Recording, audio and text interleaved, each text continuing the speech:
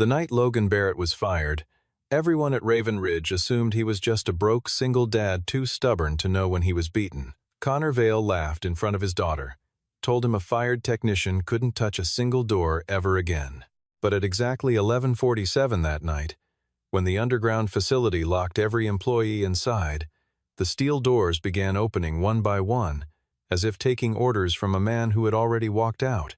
On the central monitor, a single line appeared. Logan still holds the key. Stay until the very end, because the last door that opened was the one that brought an entire company to its knees. The back gate of Raven Ridge Applied Systems was not built for goodbyes. It was built for controlled exits, badge scans, camera sweeps, the kind of departure that left a data trail. On the night Logan Barrett walked through it for what everyone believed was the last time, the desert wind pushed cold against his collar and flung fine grit across the chain-link fencing. The floodlights overhead made the pavement look surgical, white and unforgiving. Logan carried a cardboard box. Inside was a coffee mug from his third year on the job, a handful of folded schematics he had drawn by hand during late shifts, and a photograph of his daughter taken on the morning of her first day of school. She had been wearing red boots, not the ones she wanted, but she had called them her adventure boots and worn them without complaint. That photograph had sat on his workstation for 2 years. Ella Barrett was 6 years old, and standing beside him now, arms wrapped around a faded stuffed rabbit named Warren. She did not fully understand what was happening. She understood that 2 men in black uniforms had walked her father out of a building, and that her father was carrying a box, and that the walk to the parking lot was very quiet. She held Warren tighter and said nothing. Logan crouched at the gate threshold and adjusted the zipper on her jacket. It had been sticking for weeks, and he kept meaning to replace it. He pressed it gently until it caught, then looked her in the eye and told her everything was okay. He said it the way fathers say things they are not entirely sure are true but mean with everything they have. Connor Vale appeared behind them. He had not needed to come outside. He chose to. He stood with his hands in the pockets of his company jacket, and when he spoke, his voice carried the particular calm of a man who had already won and wanted the other person to feel every inch of that fact. He told Logan that low-level technicians who ran sensor checks and filed overnight reports did not get to question the people who actually ran the facility. Charlotte Ellison stood a few steps back, still in the sharp blazer she had worn to the boardroom. She had not orchestrated this moment, but her silence was its own kind of orchestration. She watched. She did not intervene. Logan looked past Connor and spoke clearly. To no one in particular, and to everyone present. He said that if the human life protocol was disabled on the underground access grid, the entire sub-level system could misread a pressure fault as a containment threat and lock every door in the building. He said it the way a man says something he has already said too many times in the wrong rooms. Connor cut him off. He held up Logan's access card clipped corner, marking its deactivation, then dropped it into the trash receptacle by the gate. Ella watched the card fall. Her eyes went red at the corners. Logan did not move toward Connor. He did not raise his voice. He said, "A door locked at the wrong moment can kill someone." Charlotte heard the words. She processed them as the last emotional flare of a man with nothing left to lose. She turned back toward the building. Connor told Logan to focus on being a decent father instead of pretending to save the world, and followed her in. Logan took Ella's hand and walked toward the parking lot. His car was the oldest one in the row, a faded blue sedan with a cracked mirror fixed with electrical tape. When the steel gate swung shut behind them, the locking mechanism produced a sound deep enough to feel through the soles of their shoes resonant, coming from somewhere far below the surface. Logan stopped walking for exactly 1 second. He looked back at the building, not with anger, with the expression of a man who knows a clock has started. Raven Ridge Applied Systems had operated in the Nevada high desert for 11 years without drawing much public attention. That was the point. It was a private defense research facility specializing in access control systems for environments where failure was not recoverable: clean rooms, energy test chambers, classified data vaults, emergency evacuation tunnels. It built the architecture of doors who could go where, when, and under what conditions. In a world where information and physical safety overlapped constantly, that was not a small thing. From the outside, Logan looked like the least consequential person in the building. He wore the same rotation of collared shirts, none pressed. His boots were scuffed. He left at 4:55 every weekday, without exception, because Ella's school released at 5:15, and the drive took exactly 18 minutes. This pattern had become the data point people used to measure him. They concluded he lacked ambition. They were not entirely wrong about the ambition. Logan had simply aimed it somewhere they could not see. Several years earlier, when the Aegis door grid was still a prototype in its second major revision, 3 engineers had been trapped in a sub-level corridor during a test sequence that triggered an unscheduled lockdown. The emergency protocol that should have opened their exit path had a logic flaw. It prioritized asset containment over human egress. They were trapped for 40 minutes before a manual override was located. The incident report was classified. Everyone was told to consider themselves lucky. Logan had been the technician on call that night. He found the override. Afterward, because no one else was going to and the incident had already been sealed away, he spent 3 weeks in the maintenance bay rewriting the core safety logic for the egress system. He built in a priority inversion that triggered whenever occupied space, locked egress, and environmental hazard exceeded a defined threshold. At that point, the system would treat human exit as its highest value objective, overriding all containment commands. He called it Mercy Line. He logged it in the design files and did not make an announcement.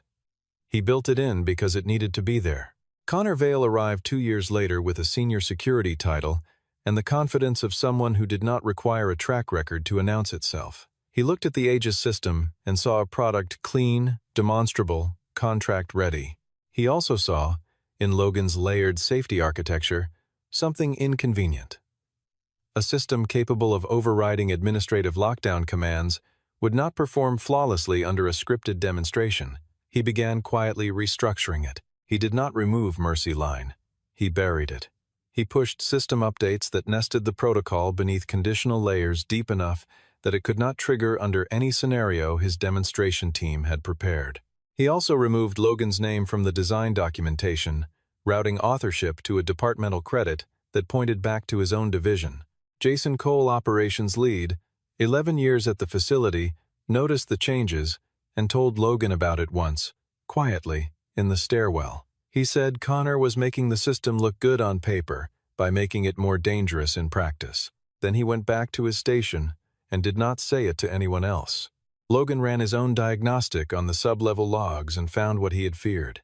The pressure monitoring subroutine on B7 had been reconfigured so that an anomalous reading, the kind caused by an improperly sealed secondary valve, would trigger a containment event and lock every adjacent door. To protect equipment, it would leave anyone inside to figure out the rest on their own. He filed a formal safety report addressed to Charlotte with supporting data and a projected failure scenario attached.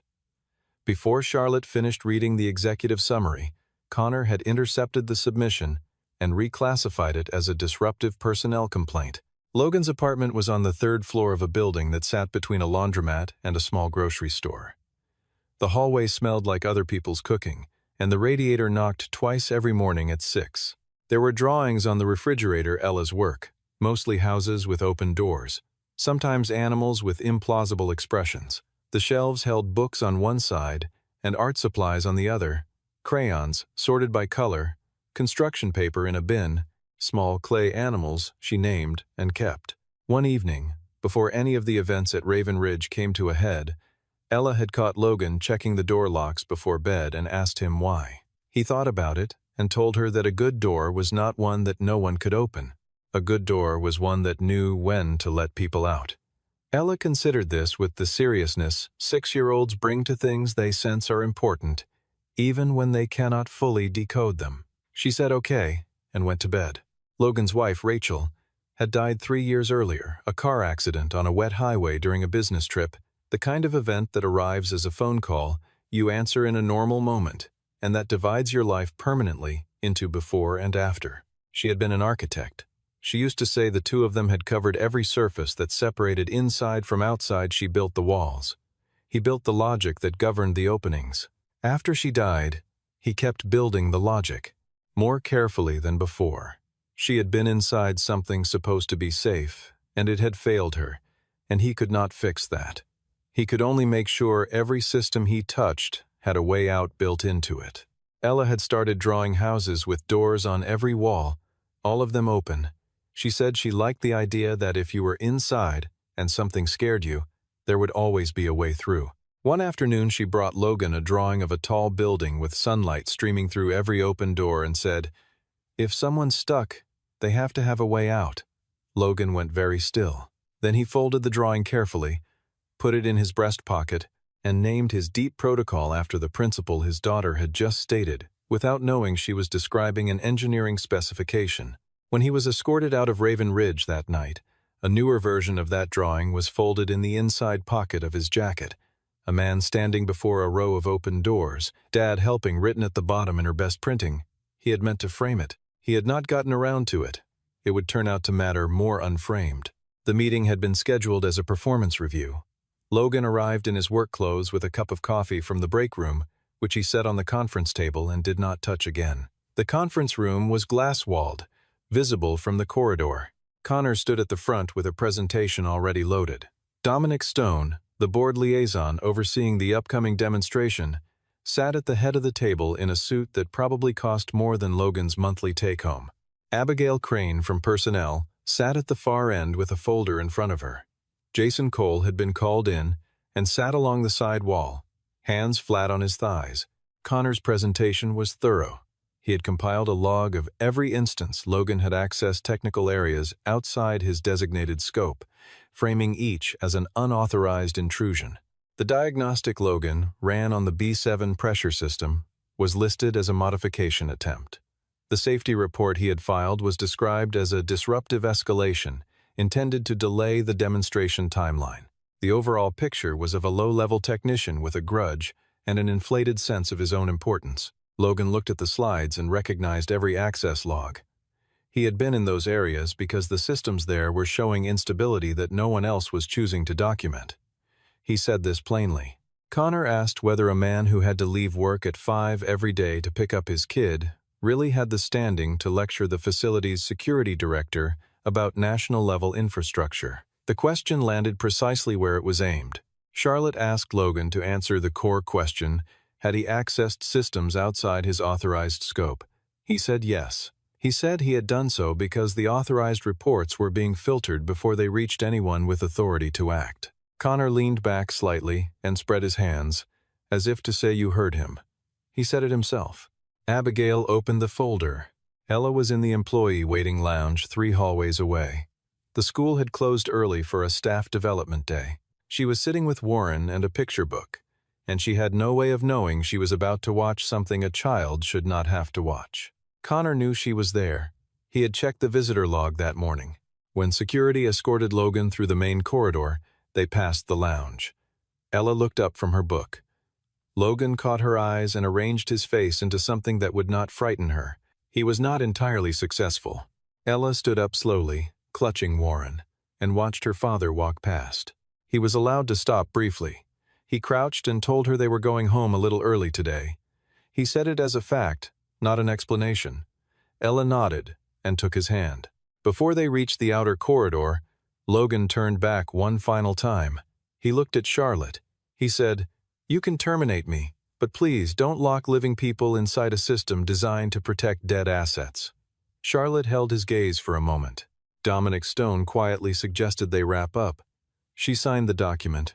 In the corridor afterward, Jason caught up to Logan near the elevator. He started to say something shaped like an apology. Logan stopped him. He asked only one thing: if the system flagged a pressure anomaly on B7 that night, Jason should not stand in front of any steel door for longer than 30 seconds. Jason looked at him for a long time. Then he nodded. By 9 in the evening, Raven Ridge was lit from every window. The demonstration had been moved to that night. At Dominic Stone's insistence, federal contacts arriving the following morning meant a successful nighttime run would give them something to discuss over breakfast briefings. The control center had been set up as a presentation space, additional monitors, folding chairs for observers, a refreshment table along the back wall. Connor ran the briefing with the ease of someone who had rehearsed it many times. The Aegis door grid, he explained to the assembled board members and agency observers, represented the most sophisticated access control architecture operating in a private facility on American soil. It could lock an entire sublevel in under 3 seconds.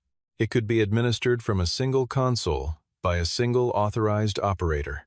He did not mention that several of its original safety parameters had been restructured to achieve those numbers. Charlotte stood near the perimeter of the room, watching the audience as much as the presentation. Dominic Stone was nodding. The observers were taking notes. Everything appeared to be going as planned. Jason was at his operations console, running the systems that kept the presentation functioning. At 9:43, a small indicator on his secondary monitor pulsed yellow a pressure sensor alert from level B7. The current configuration auto-classified it as a minor anomaly and filed it for routine review. The system Logan had originally built would have escalated it immediately. Jason stared at the indicator for several seconds. He looked across the room at Connor, who was still talking. He said nothing yet. The demonstration began at 10 past 10. The simulated intrusion alert fired, the grid responded, and the underground corridors did what they had been built to do. Doors came down. Red lighting replaced standard white. The audio alerts cycled through their sequence with a sound that was deeply convincing. The observers leaned forward. Dominic smiled. In the B7 sublevel, 3 maintenance workers were completing a scheduled check on a secondary drainage conduit. They were not in any demonstration-related log. Connor had reduced the personnel numbers in the facility, manifest to produce cleaner documentation for the board presentation. Fewer entries made a cleaner story.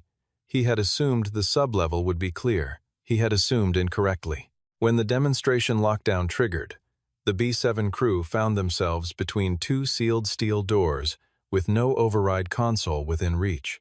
Simultaneously, a secondary utility valve that had been on a deferred maintenance list for 6 weeks registered an abnormal pressure state. The fault was real. The demonstration was not designed to distinguish between real faults and scripted ones during an active lockdown sequence. Jason's secondary monitor lit up full red. He stood from his console without waiting for anyone's permission and said, loudly and clearly, that he had a non-simulated alarm on B7. Connor said the system occasionally generated noise during live demonstrations and that flagging it publicly was premature. He said it quietly, so the observers might not fully catch the exchange. Charlotte heard it. She stepped toward Jason's station and asked whether any personnel were currently in the sublevel. Connor said the manifest showed it was clear. Charlotte looked at Jason. Jason pulled up the badge log and found 2 active sign-ins at B7 that had not been reconciled. He said so out loud. At 11:47, every monitor in the control room went dark for 3 seconds. When they came back, the facility map covered all of them. One by one, the red door indicators on B7 shifted not to the yellow of a controlled override, but to white. A text notification populated across the primary display Mercy line engaged. Human exit priority restored. Below that, in a smaller field that appeared to have been sitting in the system's memory for years, Logan still holds the key. Connor Vale went very still. The sound that moved through Raven Ridge in the following 90 seconds was not an alarm. It was something older and more mechanical, the sequential release of steel doors, moving upward from the sublevels like something waking up. Each opening was part of a directed egress sequence. Emergency corridors first, then interconnecting passages, then stairwell access points. The system was doing exactly what it had been designed to do, in precisely the circumstances it had been designed to handle, years after the person who designed it had been told his work no longer mattered. The maintenance team on B7 heard the doors before they saw them move. One crew member later said it sounded like someone had told the building to breathe. The first door opened less than 4 minutes before the secondary utility valve failed completely, venting into the corridor. They cleared the zone with minutes to spare. They were shaken, confused, and completely uninjured. In the control room, Charlotte stood in front of the central display and felt a cold that had nothing to do with the facility's environmental systems. She had heard Logan Barrett say the words. She had decided they were the wounded pride of a terminated employee. She was reconsidering that decision in real time, with approximately 20 observers watching her face. Mercy Line's activation did something else Connor had not anticipated. When the protocol reinstated full humanitarian egress priority, It also restored the audit architecture that Logan had built into the first version of Aegis, a transparency layer that logged every administrative change made to the access control parameters. This log had been inaccessible under Connor's configuration revisions. It was now visible on a secondary monitor, scrolling through 3 years of entries. Jason found it first. He read for about 15 seconds, then said Charlotte's name. When she looked at him, he pointed at the screen without elaboration. The log was clear. Connor Vale had deactivated 3 separate human safety warnings over 14 months. He had reclassified a documented near miss as a sensor malfunction. He had removed Logan Barrett's name from the original Aegis design credit. He had received Logan's safety report and marked it for suppression without escalation. Dominic Stone began making arguments quickly and quietly. The log might be corrupted. The timing was suspicious. Perhaps Logan had planted something before leaving. His reasoning had the shape of skepticism and the structure of hope dressed as logic. Connor made commands, not arguments. He moved to the primary console and attempted to re-engage the full lockdown sequence using his administrative credentials. The system processed his input, paused, and returned. In Mercy Line active state, administrative lockdown commands are subordinate to human egress protocol. Override denied. The facility had refused him. Charlotte asked Jason whether there was any evidence of unauthorized external access or planted code. Jason ran the verification and came back with the same answer Logan would have given. Mercy Line was original architecture. It was not sabotage. It was a deeply buried protocol waiting for the exact conditions Connor had created so it could wake up and do its job. In the Records Archive section, its door also opened as part of the egress sequence. A physical folder contained a printed safety report signed by Logan Barrett, dated 3.5 years ago. It described, in precise technical language, the exact failure scenario that had just nearly killed 3 people. The document predated Connor's appointment to his current role. Logan's name had been removed from the digital version that circulated afterward. The physical copy had simply waited. Charlotte picked it up. She read the first page, standing in the fluorescent light of the archive room, and she did not put it down. Logan was at the kitchen table when his phone rang. He had spent the 2 hours since arriving home the way fathers spend quiet hours, dinner made, dishes washed, a drawing finished with Ella, and then, after she fell asleep, the small lamp on her nightstand taken apart because it had been flickering for 3 days. The loose connection was at the base. He fixed it with the tools he kept in the kitchen drawer and reassembled it carefully. He did not think about Raven Ridge. He thought about the lamp. Ella had woken around 11 and found him at the table. She asked if he was sad. He said that sometimes things happened that were confusing, and you had to sit with them before they made sense. She said that sounded like a puzzle. He said it was exactly like a puzzle. She got a glass of water and went back to bed. The number on the screen was Jason's. Logan looked at it for the length of several breaths. He picked up. Jason talked fast. The maintenance team, Mercy Line, the log revelations, Connor's failed override. Logan listened without interrupting. By the time Jason described the crew trapped on B7, Logan had already stood up from the table. He asked one question before anything else. Was anyone hurt? Not whether Connor had been exposed. Not what this meant for his termination. He asked about the people. Jason said no one was injured. Then Charlotte's voice came through without the institutional scaffolding. Her work voice usually carried. She said she needed him to come back. Logan said nothing for several seconds. She said I was wrong. 2 words. No cushioning. No caveat. Logan walked to Ella's doorway and looked in. She was asleep with one hand tucked under her cheek, Warren wedged against the wall. The lamp he had fixed cast a small circle of warm light. In the half-awake version of herself, Ella murmured into her pillow. Is someone stuck behind the door? Logan put on his jacket. He knocked on Mrs. Hadley's door across the hall. She opened it in a bathrobe without apparent surprise and took the spare key and a short explanation. Before leaving, he went back to the kitchen table, where Ella had left the drawing she'd been finishing, a man standing outside a row of open doors, Dad helping written at the bottom. He put the drawing in his pocket. He was not going back to prove anything. He was going back because 3 people had nearly died, because a system he had built with care was being used against the principle it was meant to serve, and because the kind of man he wanted his daughter to know could not drive away from that. The Raven Ridge parking lot was full at midnight. The guard at the back gate, the same one on duty during the earlier escort, looked at Logan for a moment when he pulled up. Then he checked his radio, stepped aside, and lifted the barrier. Connor Vale was in the main corridor. He moved to intercept, citing the formal access revocation with the compressed precision of someone managing panic through authority. Charlotte came around the corner behind him, looked at him, and said she had requested Logan's presence and that Connor's instructions were not operative at this moment. Connor started to object. Charlotte said, "That's enough, Connor." She said it the way people say things when they are not asking. In the control center, the atmosphere had the particular charge of a room where something has gone badly wrong and everyone present is waiting for someone else to name it first. The board observers had moved to a side wall. Dominic Stone was on his phone. The technical staff had clustered around the monitoring stations, watching the Aegis display still glowing white with active Mercy Line indicators. Logan did not make a speech. He asked Jason for the current facility map, the sub-level personnel headcount, the list of doors that had not opened mechanically during the Mercy Line sequence, and the maintenance deference log for the past 2 months. Jason pulled all of it up. Logan looked at the data for about 45 seconds. Then he told the team what needed to happen. 3 doors had mechanical faults, not electrical, not software that had prevented them from opening during the egress sequence.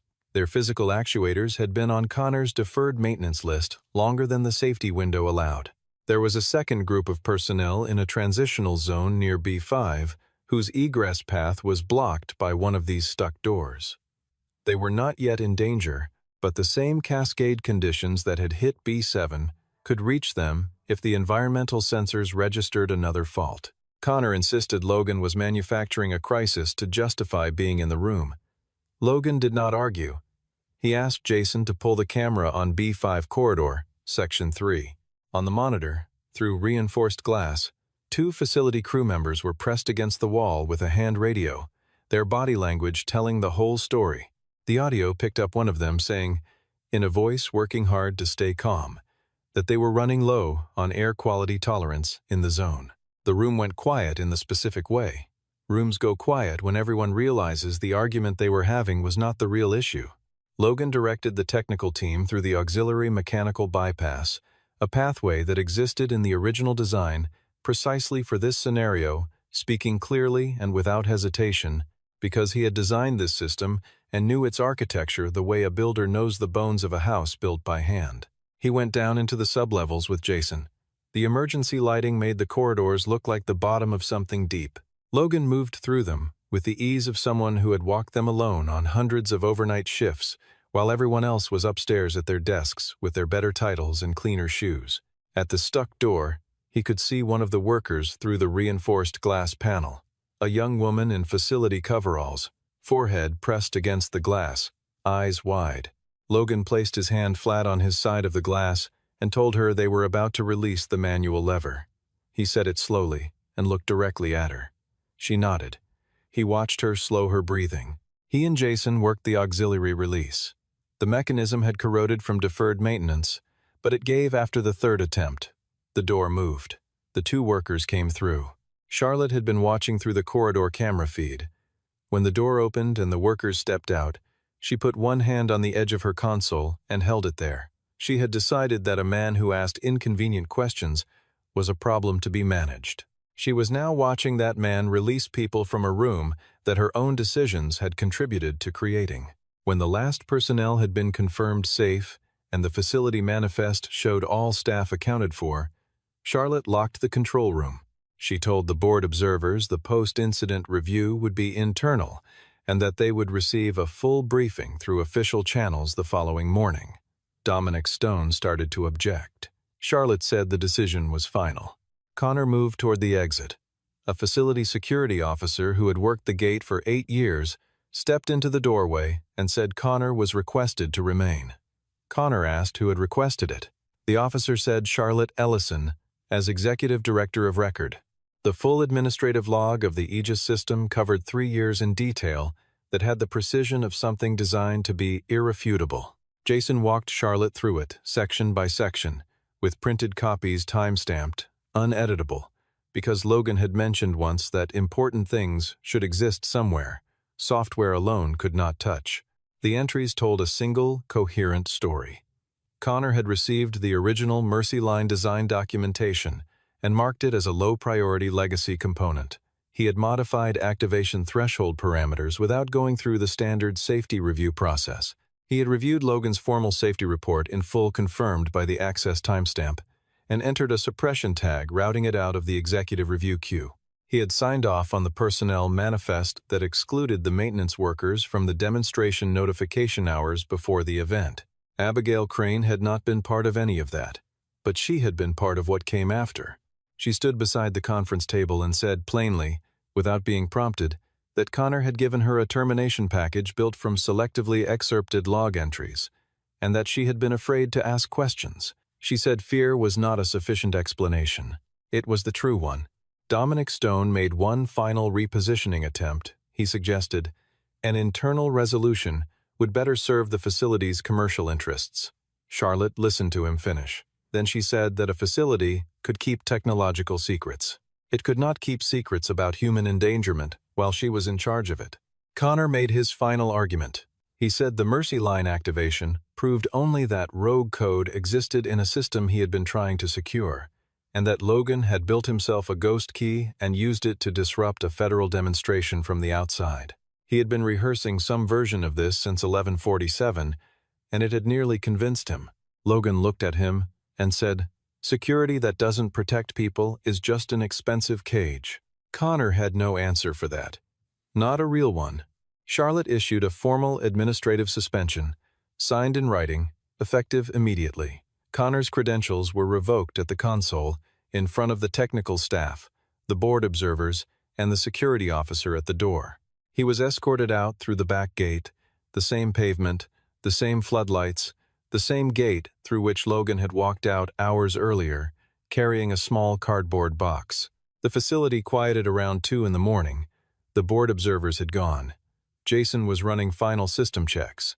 The staff that remained worked in the low, careful voices of people who had been genuinely frightened and were not yet ready to call it anything else. Charlotte found Logan in the main corridor near the operations wing. The emergency red lighting had been deactivated. The standard white overhead illumination was back, and in that ordinary light the facility looked like a workplace again, smaller than it had seemed at the height of the crisis. She did not begin with a qualification. She said she had misjudged the situation the way leaders sometimes do by evaluating a message based on the position of its messenger rather than the content of what was being said. She had trusted the architecture of authority over the architecture of evidence.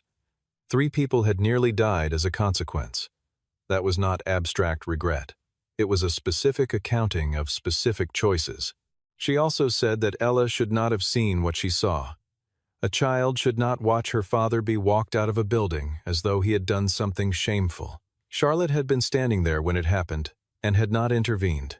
That had been a failure of a different kind, not of procedure, but of basic human decency. Logan said he did not need to be recognized. He was not interested in a ceremony. He just needed to know that the next person who filed a safety report with accurate data would be heard, not managed. Charlotte asked about the message that had appeared on the central display. Logan still holds the key. She needed to understand it. Logan said it was not his. He had not written it. Jason, who had quietly entered the corridor at some point during the conversation, looked at the floor for a moment. Then he said he had added that notation into a legacy test build years ago, after the night Logan had worked until morning to fix the flaw that had trapped the 3 engineers. It was a note in the code, the way people leave markers in work they consider important. He had not thought about it in years. He said he was sorry it had caused confusion, and also that he was not entirely sorry it had appeared. Charlotte looked at Jason for a long moment. Then she turned back to Logan and told him the facility wanted him back. She said it as a formal statement, not a gesture. Logan said there was something she needed to do first. Charlotte came to the apartment the next morning. No facility vehicle, no assistant, no prepared remarks on company letterhead. She parked on the street, walked up 3 flights, and knocked on the door at 8:45, carrying a letter she had written by hand and a new access card in a plain envelope. Ella answered the door. She was in her pajamas, Warren under one arm, Her hair in the sideways ponytail, Logan had clearly done his best with. She looked at Charlotte with the direct, uncomplicated assessment that children apply to adults they have decided to evaluate seriously. Charlotte recognized Ella. Ella recognized Charlotte. This was the woman who had been standing in the hallway when her father walked out with the box. The recognition was visible in Ella's face, not anger, but the exact expression a child makes when an adult who should have acted did not. Charlotte crouched to Ella's level. She said she owed Ella an apology. She said that Ella's father had tried very hard to do the right thing, and Charlotte had not listened when she should have. She said she was sorry Ella had seen what happened at the building, and that it had not been fair, and that none of it had been Ella's father's fault. Ella considered this carefully, holding Warren to her chest. Then she said, "Did my dad do anything wrong?" Charlotte said no. "Your dad was trying to save people." Ella accepted this as the complete answer it was. She stepped back from the doorway and called for her father. Logan came from the kitchen drying his hands on a dish towel. He saw Charlotte in the doorway, then looked at his daughter first. Ella gave a small, serious nod. She had conducted the preliminary portion of the meeting, and it had gone adequately. Logan's expression changed in the way that happens when something you have been holding yourself tightly around finally releases. They sat at the kitchen table, the three of them. Charlotte laid out what she was offering. The position was new, Director of Human Systems Safety for Raven Ridge Applied Systems. The mandate was to review and rebuild the safety architecture of every access system in the facility from first principles human life, as the primary protected asset, not the secondary one. Full authority to document, escalate, and halt any process that could not satisfy that standard. Logan named 3 conditions. First, a protected channel for any employee at any level to report safety concerns without fear of retaliation, administered outside the security division. Second, Mercy Line restored to its original activation parameters and embedded as a mandatory, unremovable layer in all future Aegis versions. Third, the design history of every system at the facility correctly attributed to its actual authors, formalized before any future contract presentations. Charlotte agreed to all 3. In the weeks that followed, Raven Ridge held a different kind of meeting than the one that had been planned. No agency observers, no demonstration lighting. A working session for the full technical staff, led by Logan in a clean shirt, standing at the front of the same room where he had once been told he was not important enough to ask questions. He talked about systems that remember what they are for. He talked about the difference between security that protects people and security that protects the appearance of control. He did not need many slides. Ella was in the front row. She did not understand all of it. She understood the part that mattered. Jason Cole was promoted to lead systems operations, a role that gave him the authority to pause any demonstration if his monitors showed something real. Abigail Crane moved to a newly formed internal ethics office with a direct reporting line to the board. Connor Vale's administrative conduct was referred to the facility's oversight council and the relevant federal contracting authority. Dominic Stone resigned his board seat before the review was complete. On the last evening of that first week, Logan and Ella walked out of Raven Ridge together. The main gate opened ahead of them, the front gate, the one facing the road, the one whose sign declared it the entrance to something that took its work seriously. The desert was warm. The light was going gold across the hills to the west. Ella asked if her dad was ever going to be scared of a locked door again. Logan looked at her and said, "Not if the person who built it still remembers who it's supposed to protect." She took his hand. The gate closed behind them, not like a lock, like a period at the end of a sentence that had finally said everything it needed to say. That night, somewhere in the facility's deep operational memory, Mercy Line rested in its ready state, not dormant, not buried, simply waiting, the way good things wait, for the moment it would be needed again. And whoever came next to maintain the system would find Logan Barrett's name in the original design file, exactly where Charlotte Ellison had made certain it would stay.